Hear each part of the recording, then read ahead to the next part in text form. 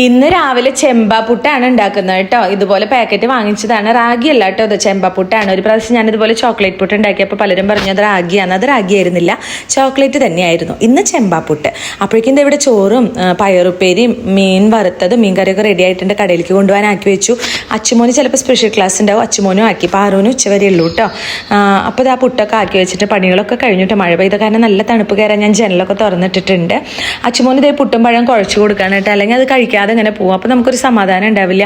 പാറുമോള് പിന്നെ കഞ്ഞി കുടിച്ചു കേട്ടോ രാവിലെ തന്നെ. അപ്പോൾ അച്ചുമോൻ ഇതും കഴിച്ച് ഇന്ന് രണ്ടുപേരും കൂടി പോവാണ്. എൻ്റെ വണ്ടി പഞ്ചറായോ എന്ന് അറിയില്ല, ഫ്രണ്ട് ടയറിൽ എയർ ഇല്ല കേട്ടോ. അപ്പോൾ എനിക്ക് കൊണ്ടാക്കാൻ പറ്റില്ല. അതുകൊണ്ട് ശ്രീജേട്ടൻ്റെ കൂടെ തന്നെയാണ് രണ്ടുപേരും ഇന്ന് പോകുന്നത് കേട്ടോ. പാറുമോൾ ഇത്തിരി ലേഖാണ്, പഠിച്ചതേ അവൾക്ക് ഓർമ്മയുണ്ടാവില്ല, പഠിക്കണം എന്നുള്ള ചിന്തയില്ല. സുഖമായി ടി വി കണ്ട് നിൽക്കുകയാണ് കേട്ടോ പരീക്ഷയായിട്ട്. അങ്ങനെ അവിടെ നിന്ന് രണ്ടാളെയും പിടിച്ചതേ ഒരു ഉമ്മയൊക്കെ കൊടുത്ത് കയറ്റി വിടുകയാണ് കേട്ടോ വേഗം പോകാനായിട്ട്. അങ്ങനെ ഒരുവിധം വണ്ടിയിൽ കയറിയപ്പോൾ പാറുമോളുടെ മുഖം മാറിയിട്ടാ.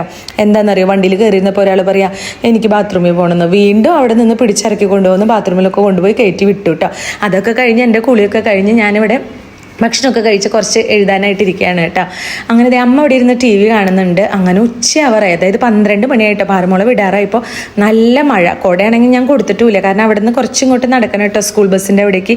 എങ്കിലും ബസ്സിൽ കയറിയിട്ടാണ് മഴ പെയ്തതെന്ന് പാറു പറഞ്ഞു കേട്ടോ. അങ്ങനെ അച്ചുമോനും വന്നിട്ടുണ്ടായിരുന്നു.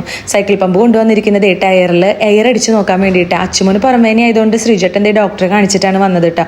അങ്ങനെ അതിൽ എയർ അടിച്ച് നോക്കണം കേട്ടോ പാറുമോള്. പാറു നിന്ന് ആടുന്നതല്ലാതെ അതിൽ എയർ കയറുന്നൊന്നുമില്ല കേട്ടോ. അങ്ങനെ അവസാനം അത് അച്ചുമോ വാങ്ങിച്ചു തന്നെ അങ്ങോട്ട് അടിച്ചു.